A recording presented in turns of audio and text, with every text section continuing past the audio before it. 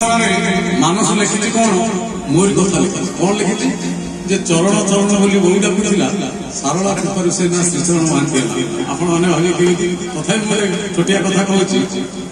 जिते मु गाँव थाए आखपाख गाँव जो भजन छोटिया भजन कार्यक्रम हो मेला हो एकुशिया हो अष्टप्रहरी कीर्तन हो समस्त मत डाकती चल चरण को डाकी आम गाँव में ड्रामा हम यात्रा हो समस्ते जानी चरण विजय गीत मोर परम सौभाग्य अहोभाग्य ये जन्म सारला माँ को आश्रित मुझे माँ मत अजाड़ी करुणा कृपा मुझे धन्य ये जीवन में धन्य मुझे पुओ सी मो माँ कथा सरी आउरी द्वितीय जन्म नापी मोर इच्छा ना चरण चरण बोली बोई डाकुला सारला कृपा से ना श्रीचरण महांती है केमी माँ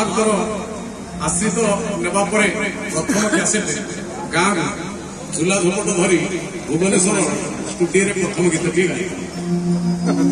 शंकर गाँ पा सारा ये मोर सौभाग्य तेणु से कैसेट ना लिखा कंठ समान श्रीचरण से कथा मानस कौन लिखा